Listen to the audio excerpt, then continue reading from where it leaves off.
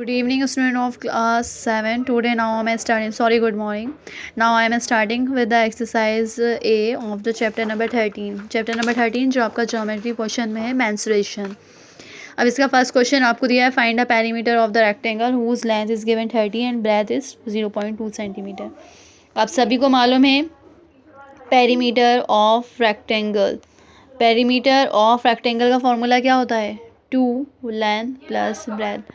2 as it is लिखा, length की value हो गई 30 प्लस ब्रेथ है हमारी 0.2. आगे हमने लगा दिया मीटर. 2 एज इट इज़ 30 में हम प्लस करेंगे तो 30.2 मीटर. अब अपन इनका मल्टीप्लाई कर देंगे. 2 2 ज़ा 4, 0 का 0, 2 3 ज़ा 6, 60.4 metre and this is our answer. Okay. उसके बाद क्वेश्चन नंबर सेकंड की तरफ आते हैं. क्वेश्चन नंबर सेकंड में उन्होंने find the side of a square whose perimeter. अब हमें स्क्वायर का पेरीमीटर दिया है.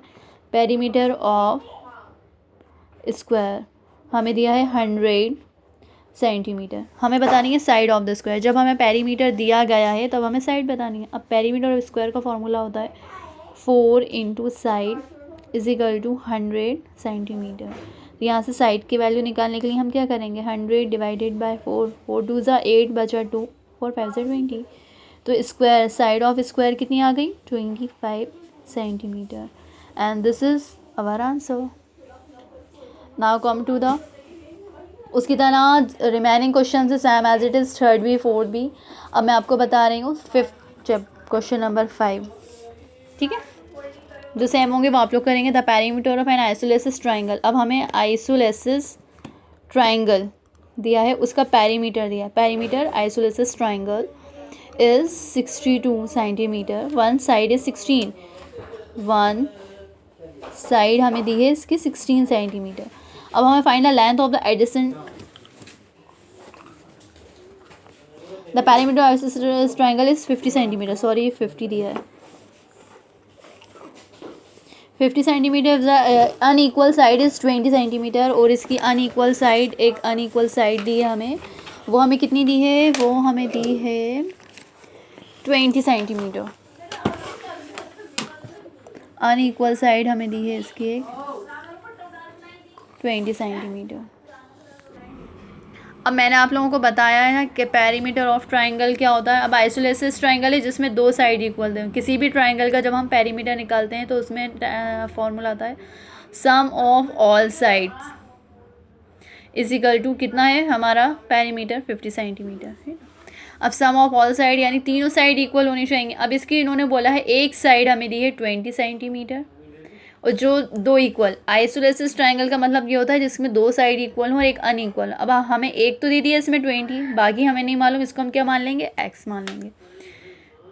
x plus x is equal to 50 centimetre है ना. अब x में x प्लस करेगी तो हो गया 2x.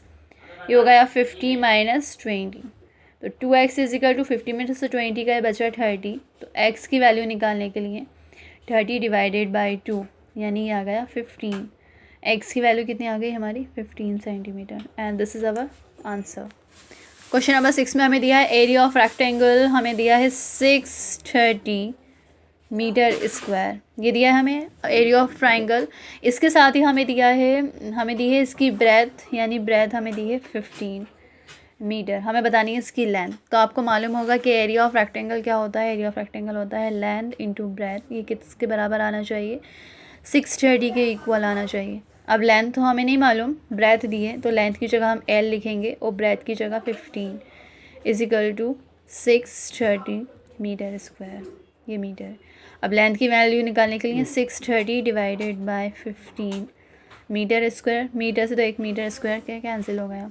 अब 3 5 ज़ा 15, 3 2 ज़ा 6, 3 1 ज़ा 3, 0 का 0, 5 1 ज़ा 5, 5 4 ज़ा 20 बचा 1, 5 2 ज़ा 10.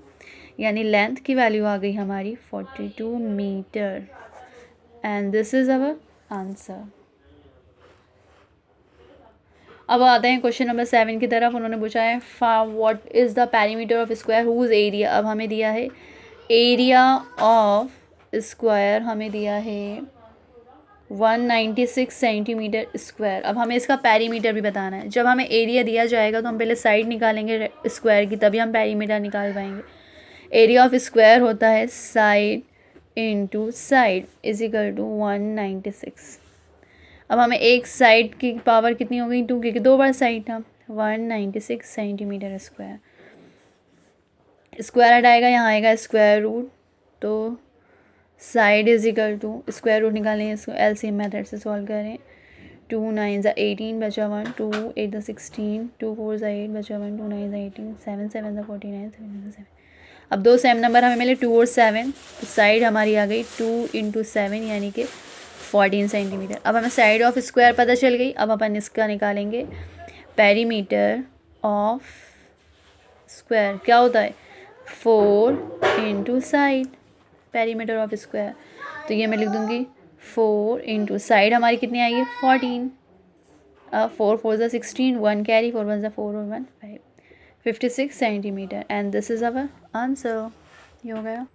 यस, अब आते हैं हमारे क्वेश्चन नंबर 8 की तरफ। A metal plate measuring 32 centimetre bye 12 centimetre is cut up into small square of side length 4 centimetre. एक मेटल पीस है जो रेक्टेंगल के फॉर्म में है, उसके हमने छोटे छोटे स्क्वायर बनाए हैं। तो उन्होंने पूछा है how many squares will be cut, यानी हम कितने छोटे पीसेस इसके बना सकते हैं। तो इसके लिए जब भी आपसे पूछा जाएगा तो सबसे पहले मेजरिंग लिख देंगे, मेजर ऑफ मेटल पीस कितनी दी है 32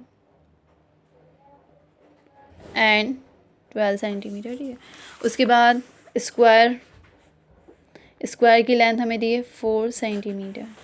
ठीक है, अब हमें निकालना है नंबर ऑफ स्क्वायर पीसेस। अब देखें, जब भी कोई नंबर ऑफ पीसेस पूछा जाता है, जिस पीस की बात कर रहे हैं वो स्क्वायर की या रेक्टेंगल की, उसका अपन डिवाइड कर देते हैं। यानी हम कर देंगे एरिया ऑफ स्क्वायर, किस में, जिस पीस से वो बना है। बड़ा वाला पीस क्या था हमारा, एरिया ऑफ रेक्टेंगल। अब एरिया ऑफ रेक्टेंगल हमारा आएगा 32 centimetre into 12 centimetre divide area of square आएगा हमारा 4 सेंटीमीटर इंटू 4 सेंटीमीटर। इसके पहले एक फार्मूला और लिख देना, एरिया ऑफ रेक्टेंगल होता है length into breadth, area of square होता है साइड का स्क्वायर। कैंसिल कर दो, 4 1 ज़ा 4, 4 8 ज़ा 32, 4 1 ज़ा 4, 4 3 ज़ा 12, ये बचा 8 इंटू 3 यानी कि 24 पीसेस। क्वेश्चन नंबर 9 के अंदर उन्होंने बोला एक वॉल है जिसकी हमें डायमेंशन दी है कि कितना मीटर लेंथ यानी लंबा है, वो कितना ब्रेथ यानी चौड़ा है। अब उस वॉल के अंदर हमने एक दरवाज़ा फिट करवाया है। उस दरवाजे की लेंथ थी 2 मीटर और जिसकी चौड़ाई थी 1 मीटर। अब हमें जब पेंट कराना है तो हम सिर्फ दीवारों के ऊपर पेंट करवाएंगे सिर्फ, और डोर के ऊपर तो हम पेंट करवाएंगे नहीं। तो इसलिए सबसे पहले हमें एरिया ऑफ पेंटिंग निकालना, मतलब रिमेनिंग पार्ट है हमने निकालना, एरिया ऑफ रिमेनिंग यानी area of wall minus area of door. जब हम वॉल के एरिया में से डोर के एरिया को माइनस कर देंगे तो हमारा रिमेनिंग पार्ट आ जाएगा, दीवारें आ जाएंगी। तो एरिया ऑफ वॉल यानी length into breadth minus length into breadth. और सबकी लेंथ और ब्रेथ यहाँ रख दें हम, 4.5 into 3.6 metre minus 2 metre into 1 metre. अब इनका मल्टीप्लाई कर दें, अब इन सब का आपस में मल्टीप्लाई कर दें तो 6 5 ज़ा 30, कैरी करा 3,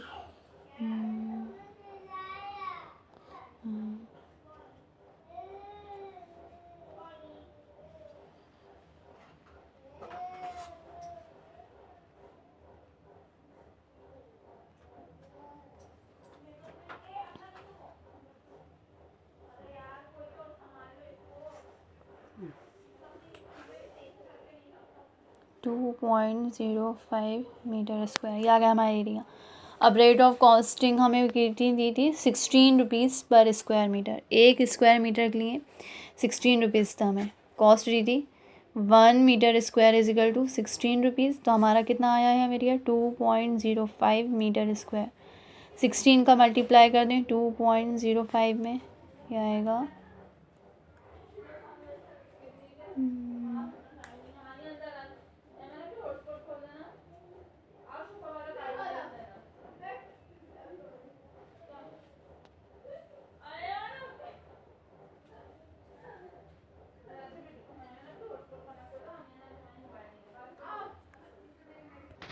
ये ऐसे ही हमने मल्टीप्लाई करा, ये आया हमारा 16.25 माइनस 2। जब हमने इसका डिवाइड कर दिया तो ये आ गया 14.25। 14.25 अब 1 मीटर स्क्वायर की प्राइस है 16, तो हमने इनका मल्टीप्लाई करा तो हमारा आंसर आया 227.20 rupees. Okay, so now till the question number 9 and all the remaining questions are same. In the next video I will tell you the question number 11.